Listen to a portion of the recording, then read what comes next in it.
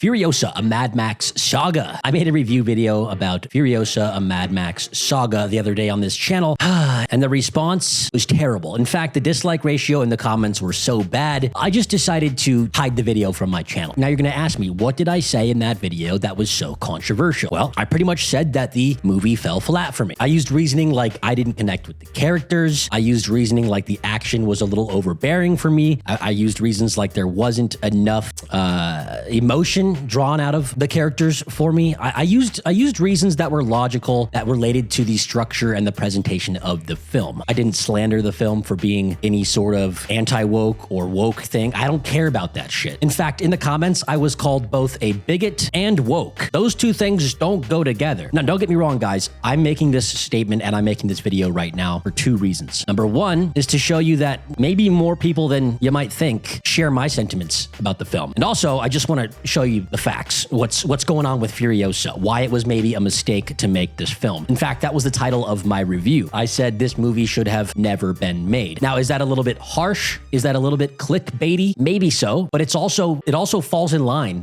with exactly what I thought of the film. Before you yell at me in the comments, I don't mind that the film is about Furiosa. I don't care. I made a joke in the beginning of that video that it's a Mad Max film, which Mad Max is in the title, with no Mad Max. That's fine. It was just a joke.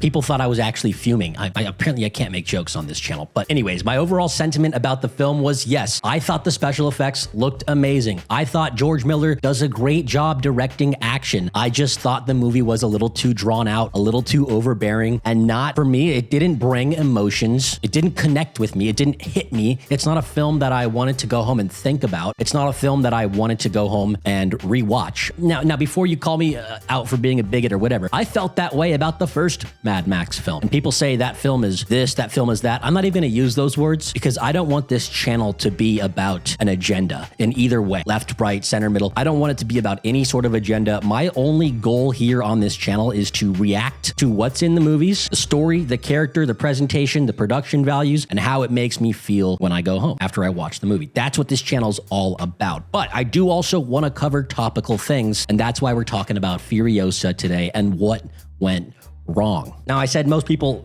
hated on me for not liking Furiosa. They called me a bigot. They called me woke. Which one is it? They said I had the dumbest haircut on YouTube. I don't know what this has to do with my opinion on the movie. I wasn't insulting anybody in my review. I said Anya Taylor-Joy did a fine job with the action. She's a convincing action hero. She just didn't draw me in emotionally as a character. I didn't really resound with her. I didn't resound with Max in his previous film either. So both sides, right? According to the comments on my video, the movie is perfect, 10 out of 10, amazing, best film in the Mad Max Saga. So when I woke up today, Monday, I wanted to see the box office reflect those opinions. And what's strange is that the ratings do. Rotten Tomatoes, 90%, IMDb, 8 out of 10, Fandango, 90%. Now, I understand these ratings, guys. The film is not bad or not terrible. It's not a super bad movie. Like, that's not what I was saying in my review. The point of my review was that I just didn't think the movie needed to be made. Now, you could say that about every movie ever, but I just thought it was, I don't know, I thought it was more of a special effects reel than anything. And I thought that about the previous Mad Max film as well. So I didn't really want another one, let alone a spin-off about Furiosa, which, hey, could be cool. She's actually a cool character. I don't mind her. I wasn't really excited for the next Mad Max film, and I just didn't think this one needed to be made. My point was, it wasn't a terrible movie. It just wasn't an experience that moved me as a moviegoer. Okay, that's all. But the ratings reflect the comments. However,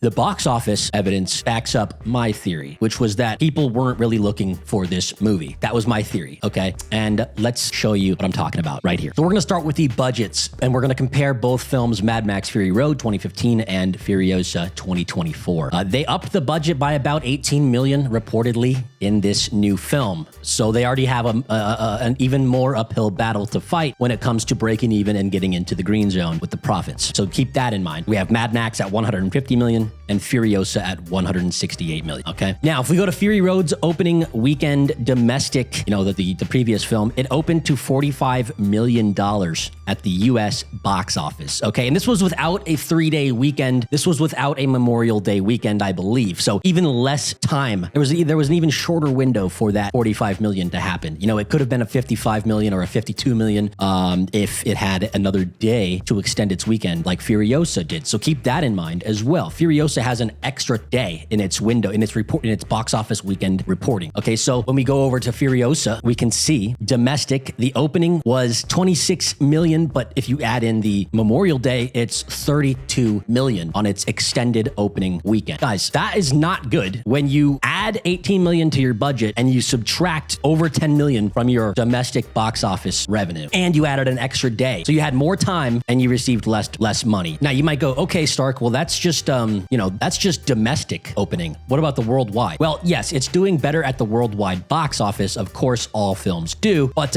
we got to look at a comparison from Fury Road to Furiosa. So on Box Office Mojo, they don't have the opening weekend for the entire global market added up for you. They have it in chunks with different regions. So we're going to compare a couple regions from Fury Road to Furiosa to see the interest from audiences around the world. Now, keep in mind, Mad Max Fury Road had one less day in the reporting window for the opening weekend. So that's also a handicap on it. Now, the UK reports 7 million on the opening weekend for Fury Road with a normal weekend. If we go to the UK reporting for Furiosa, we see it took in 2.5 million in the UK box office with an extra day reported on that window. So again, not looking too good. Let's go to Germany. Okay, let's go to Germany. Germany, 1.3 million on Furiosa. And Germany is 2.8 million on Mad Max Fury Road. So if you guys look at the comparisons region to region, it's underperforming by about 50% less all across the board. Now, I hope this movie picks up. I hope that, the box office can draw a profit, because I don't want movies to die. I want theaters to stay open. I'm probably going to see this movie again and support my local theater and,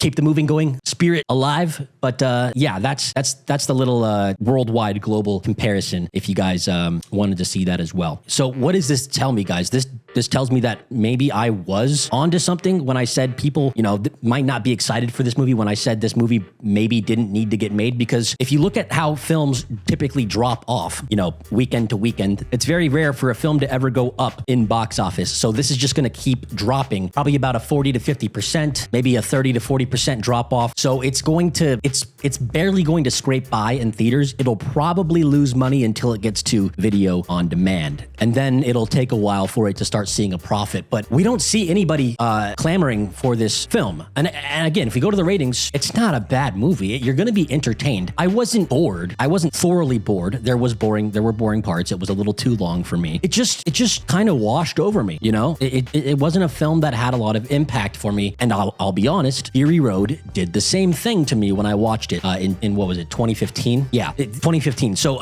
both films had the same effect on me. So perhaps that's the kind of audience member that I am, and that's fine. And I want to wrap this up by talking to you guys about how we should act as film fans and treat each other. Now, it's cool to disagree with me. It's cool to say like, wow, that opinion is whack, and here's why I think that. That's totally awesome, because I'm doing the same thing in my videos. I'm telling you guys my opinions, and I'm telling you why I think something is bad or good or right or wrong. And I'm just kind of trying to be a little bit objective about it while bringing in my own feelings. But I like to use evidence from the films that I watch. I don't try to bring out an agenda and try to fit a film around that. That's not how I work here, okay? I'm not about the culture wars bullshit. I do pay attention to it here and there, just to get a grasp of how everybody is feeling online, but I don't project that into my content. If you see that in my content, you gotta look into yourself and see if maybe you're projecting your own views. Because like I said, on my previous video, I was called both woke and sexist. Those two things do not mix. That is typically referred to in opposite spectrums of the culture wars. You're either sexist or you're woke. You're not both, right? So clearly people just want to project their thoughts onto me. And it's okay if you don't like this movie, guys. Clearly the box office reflects that a lot of people didn't have interest in it, although the ratings kind of go against the idea that it's a bad movie. Again, I don't think it's a bad movie. I want to clarify. It's just a movie that's just okay. It's fun, but I don't think it needed to be made, and it's probably not going to make money at the box office. Now, I don't hope for movies to do this. I do not. Like I said, I was wanting to wake up and see that the box office reflected my comment section, because that would be great for movies.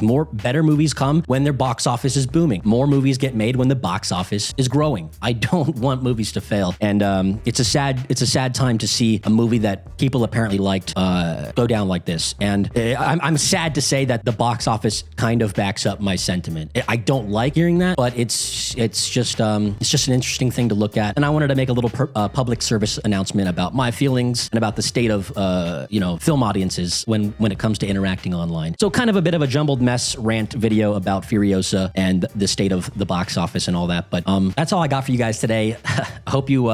I hope you stayed long enough to understand what I meant in this video, because a lot of you guys, or at least newer viewers, came into my last video and commented only to tell me that they just were there to dislike and leave. They didn't even want to watch the video. They just saw the title and they came in, disliked, commented, and left. It was rather atrocious, so I had to take the video down. Anyways, guys, I love you 3000. This has been Stark Cinema. I'll see you on the next one.